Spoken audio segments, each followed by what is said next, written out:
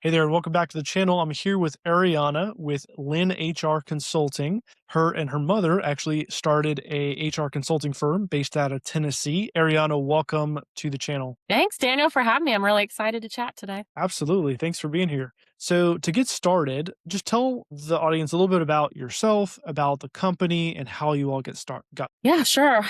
So, actually, funny enough, my mother and I had always wanted to own a business together. I was previously a high school English teacher and debate coach. And then my mother, Janice, has always been in HR my whole life. So, I kind of learned off the side of her desk. I would go and do volunteer hours at the hospitals and things that she worked at. So I always kind of knew a little bit about HR, but never considered it my career or potential career until after I had the opportunity to talk with Janice and her coach. She was thinking about transitioning. Janice didn't know what she wanted to do next in her life. And I had fallen into HR a few years prior. And the coach was like, you're both in HR. Why are you looking for all these other businesses to purchase them or to try this or that? Your expertise and credibility is in HR. You love HR. And then we started Lynn HR. So it really just was very, oh, yeah, we could just do HR together. And then that was really kind of it after that. So, how did your journey when you started the HR company? What did it look like in the beginning compared to what it looks like today? Well, the good thing I can say is we still practice amazing HR and still get to help small to mid-sized businesses. That hasn't changed. What has changed is really my business acumen and my ability to really switch hats from like being a business owner to an HR professional. I've learned so much on the business side.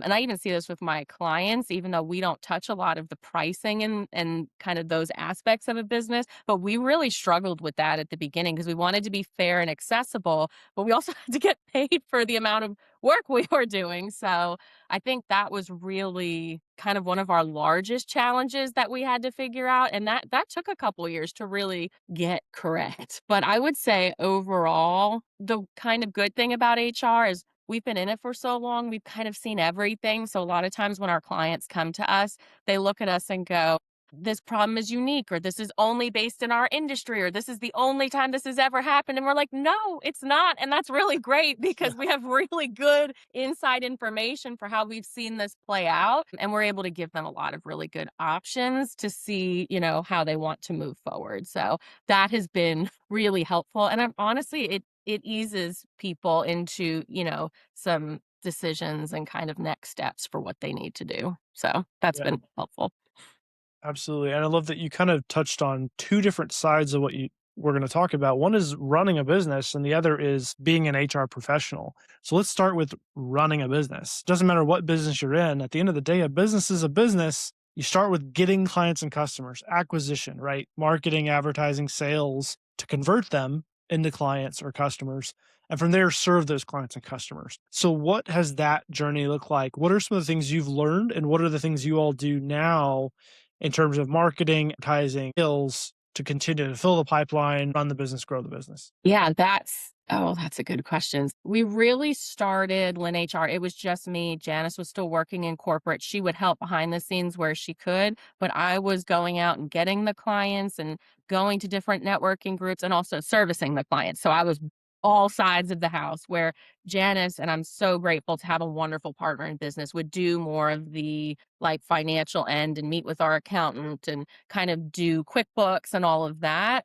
So I was really very front facing and servicing the clients. And that was a lot because once the volume picked up from me being out there and people seeing the value in what we were doing, again, you have to remember we started during COVID. So the volume was there because people were like, we don't know what we're doing. We want to make sure our teams are cared for. What can I say? What can I say? So it was a really good moment because HR deals with crisis all the time, regardless of what it is. So we were able to give some really good guidance there. So that kind of moved us into hiring. We didn't think we were going to hire as quick as we did our own W-2 employees. So that was really amazing for us. And then I did my best to manage the team.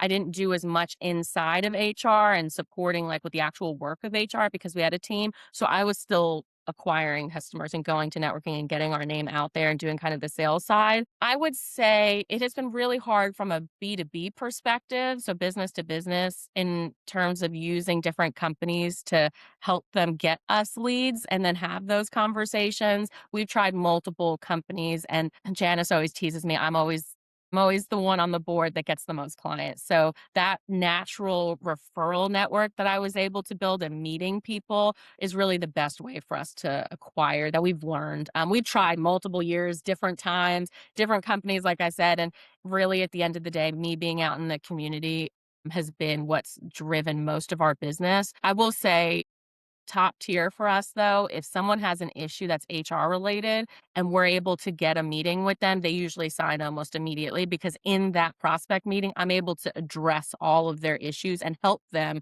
with next steps. And I can think of one client we have who was like, I have been belly aching about this for 3 months and you solved it for me in 15 minutes. And I'm like, that's part of what we do. Again, we're able to kind of go, okay, here's some really good questions, and here are some of the outcomes or some of the potential, things that you can do as a result, depending on your risk tolerance. So, yeah, so I still keep that side of the business with the marketing and the sales, and I still do service some of our clients.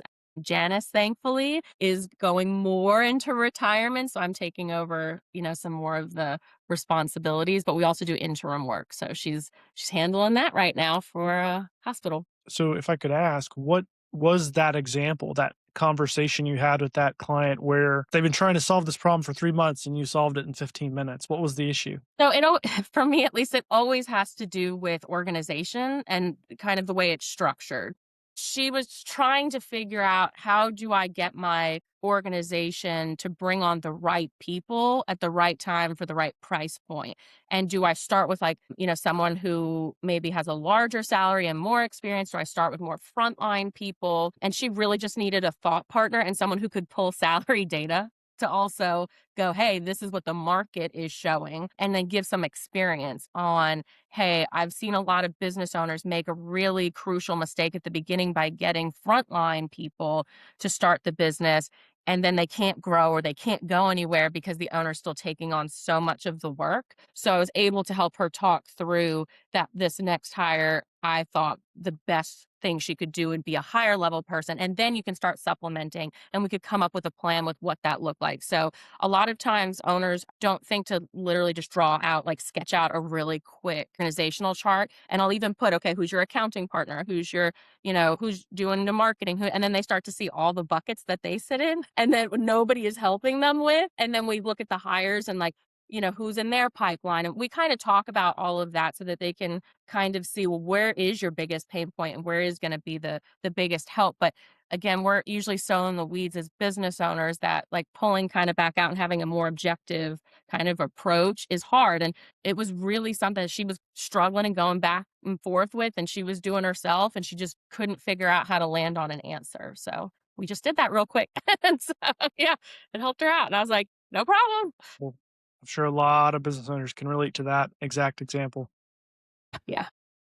So now to kind of transition to more HR side, since that was an example about like actually solving a problem. What types of services does your all's company do today? Like, what do you offer? What do you not do? And kind of the why behind it. It was really important to Janice and I when we first started, that we were going to be an hourly model, because when you're someone's outsourced HR department or you do HR, people don't usually realize how many different things you cover being an HR professional. So, we will do, and I'll touch on this a little bit, but we'll do the recruiting, the onboarding, the performance management, the organizational structure, terminations, anything that has to do with the employee life cycle from, finding them to retiring them or ending their employment. We do and all of that. So I didn't want to nickel and dime people, but well, if you do this, you have to pay that. But if you do this, you got to do that. I didn't want that. But we just decided hourly was going to be good. Whatever you need us to do in those hours, we'll do for you. As long as it's HR related, we'll help, or we'll help find a partner that can help with whatever it might be. So that has been true since day one. Now we have learned, like, for example, we do retained clients, so they can have 10 hours or more a month. and we just kind of work against those hours, and it renews every month, and we're their outsourced HR department. We've always had that, but we did try we tried two packages that were very unsuccessful. So we did unlimited. I never would recommend that. um, I only have one client who's still on it, and we love them dearly, and thankfully that works out for us. But the other ones we have transitioned off. The other one was we did a 7-hour package, and you would think, oh, well, 10 hours and 7 hours aren't that far apart. Who cares? Mm-mm. 7 hours was not good. Like it went so quickly that we had to be like, oh, you're up. You have to, pay more hours to get more. And it was just, we stopped that very quickly as well. We haven't had someone on that for a really long time. But yeah, I think about some of that. And it was disastrous really quickly. So we didn't have to suffer with it for very long. We stopped it immediately. So yeah, that we have clients who are bringing on their very first employee and they'll say, hey, can we just do an hourly rate? You just let me know how like long you need and I'll make sure it fits in the budget, or like, hey, can you only do 2 hours this month? And I'm like, sure, that's fine. Let them know what we're going to do. And then whatever's left over, they'll pick up, or next month we'll continue it. And then we have clients, like I said, that are retained. We have some people who do packages. Packages are great. They're very popular right now. So they might buy 10 hours. We'll work against it for where the project is and they'll either get another package or they'll decide, do we need to retain you? We do a 30-day notice, which we've always done. We just believe we need to earn your business every month. So we don't lock anybody in for a certain amount of time outside of the 30 days. We need some kind of notice so that we can wind down and offboard people because we're usually really involved. So that's been the same ever since. But definitely some of the retained packages we've changed. And then our hourly rate. It took us a long time to figure out. I think our very first client was $25 an hour. And then we went to $40. That was not good either. We have settled where we don't have to increase everyone every year because we had that in our contract. We've settled at 175 an hour, and then you get discounts if you do retained or the packages, you get a lesser price. If it's just straight hourly, it's 175. You don't get increase, none of that. It's what it is. So we finally figured out what makes sense for our time, for all the things that we deal with. The only things that we have that are separate are payroll if somebody wants us to do payroll for them, because that's a different like legal contract. And then recruiting, because everyone gets really mad that it takes up so much of their HR time that we've just separated that and it's worked out beautifully. Makes sense. Kind of Yeah. the difference between tactical work and business development and strategic work. There's a different bucket, so it makes sense that you charge different. Sounds like you all have really figured out the pricing, what works and what makes sense, because like you don't want to shoot yourself in the foot by doing unlimited, where people could literally take all your time, you can't do anything else, and also not doing too small a package where it's causing stress in the relationship between you and your client because they're constantly going 4 above hours. their limit. Yeah. Yeah. Yeah. Oh, that For was sure. rough. That makes sense. So let's talk about what is the number one challenge that business owners come to you all with that you end up solving? And what does that tend to lead into from said challenge? Yeah.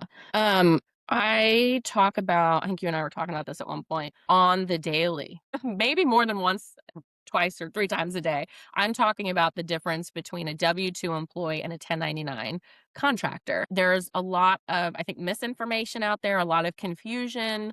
And I just try to solve that, and that's a lot of times where people kind of come to us where they're like, "Hey, I either want employees or, hey, I have 1099s. Are they supposed to be? Like, I heard somebody had this issue or somebody complained and they said I'm really an employee."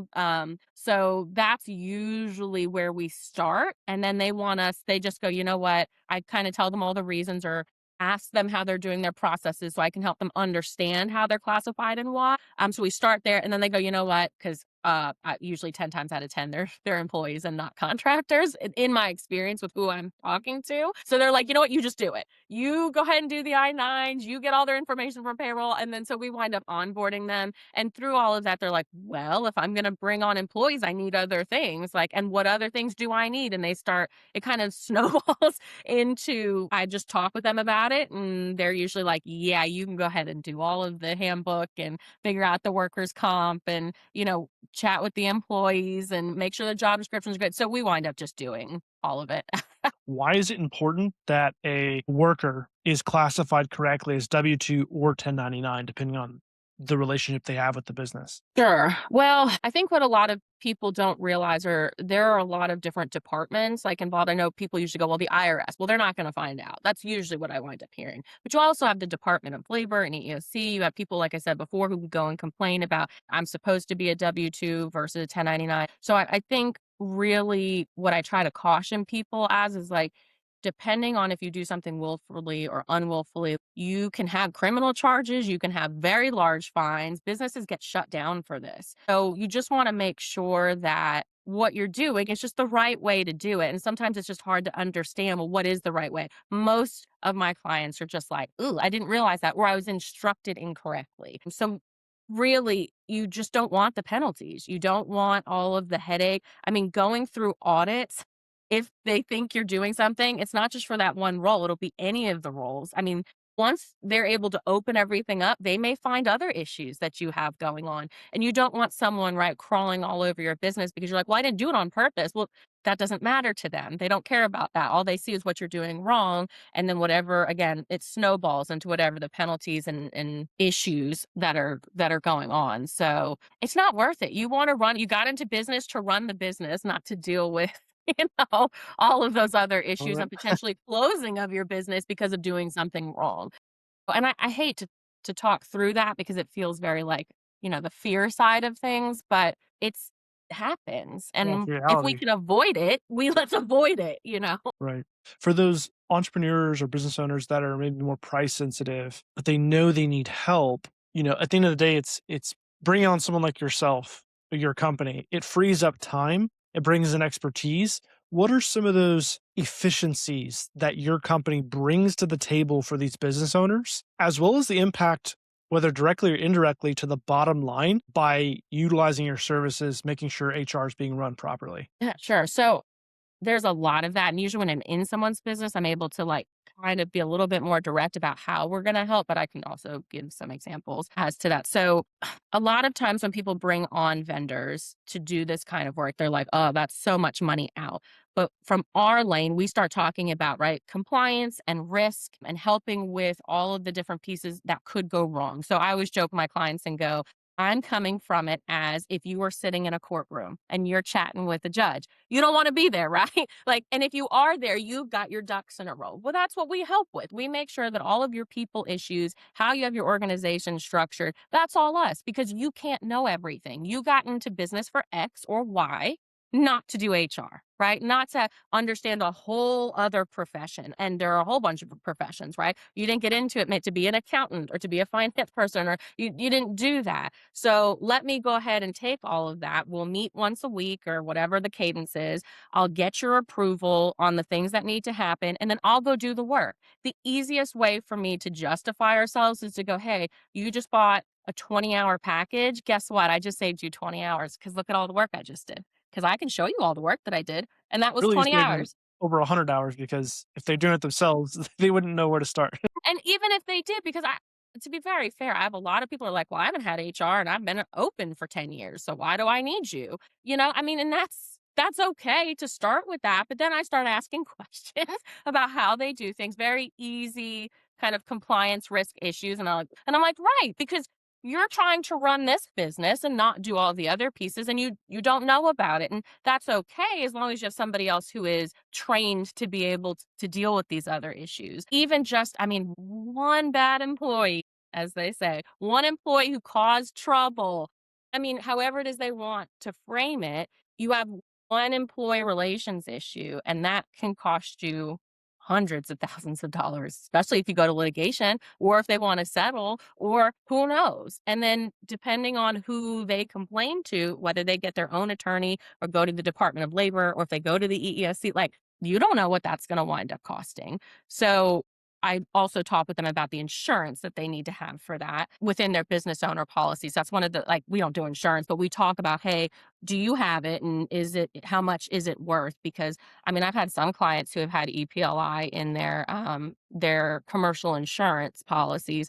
That's for $50,000. And I'm like, okay, so if you have real litigation or any kind of issue with an employee, that 50,000 will be gone in 2 seconds. Like, what is that really paying for? So we'll look at national averages and things of like what usually, and it's not very expensive. It adds like $1 or so to the policy. I mean, it's not like an expensive insurance, but as soon as you have one person, like you need to have it. So again, we talk through it more in that lens. Hey, I just saved you. If you have a claim, I just saved you all that money because I made sure you had it in there. And we're working with you to make sure those claims don't happen. So it's just a lot of times, unfortunately, we're like, hey, these are worst case scenarios, and this is how we're protecting you from them. And then we'll have some other examples of policies where like we had a call center. They wound up outsourcing at one point, but we had a call center and they were not monitoring people's breaks, and kind of like when they toggled and they went kind of like away for a while, they had no metrics for any of that. So their productivity increased immediately as soon as we rolled out just some standardization so that people weren't all over the map and nobody knew who was where, when, why, or how. We made sure they were coded, so they had to make sure, right, you would code what it was. The managers had to triple check because they were only allowed so much.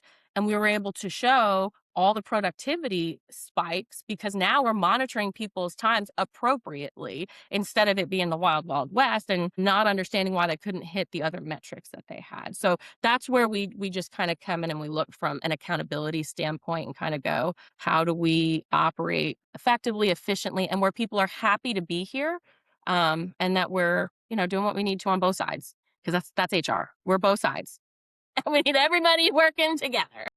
Yeah, absolutely. What would you say are some of the differences that, in terms from an HR perspective, the difference between a company that has, say, 5 to 15 employees versus 15 to 50 versus over 50 employees? What are some of the common needs, challenges, differences in terms of working with an outsourced Yeah, HR different company groups. like yours in those three buckets? Yeah. So a lot of times when we have some of our smaller clients, especially when we have them when they're smaller, we're able to do really good infrastructure work. And we can do it slowly, right? You don't have to just do everything overnight. And they're setting the groundwork really well for when they do get big, because then it's just tweaks. And that's usually wonderful. They're usually very into infrastructure building, which is so fascinating to me when they're so small. It's the best time to do it, but usually people are coming to me when they're 50 and they're like, "Oh, so I have to do FMLA now. So what else am I missing?" And we have to kind of backtrack. So yeah, 50 and larger, and then when you get to 100, you just have other government reports you have to do. You have held to different standards like the Family and Medical Leave Act. Like they're just once you hit that 50 mark, especially consistently, you have to offer other benefits and they don't know how to administer that or how does that work when you have to offer retirement or you have to offer blanking now healthcare benefits. I think those transitions for companies are just hard because we're like, ooh, like, did we plan financially for that now that we're kind of compelled to do it? What do we offer? We don't know where to start, like those kind of things. The middle range of people, that kind of next tier up from like the 5 to 10, I would say that in between kind of under 50, like our 20 to like 40 groups that retain us are more, hey, we tried HR, we tried to have somebody in house, or we had somebody that was outsourced or a PEO or something to that effect, and they didn't do what they were supposed to, or they were a disaster, or we didn't listen to them, whatever. And then usually they bring us in and they're like, can you just go ahead and fix all of this? And we're like, sure. So they have some infrastructure and practices and things. They usually need an update or some kind of like make it cohesive and get rid of all of the extra things that don't serve them. Not that the 50 to like 75 isn't like that. They're just usually a little bit more complex than the smaller groups.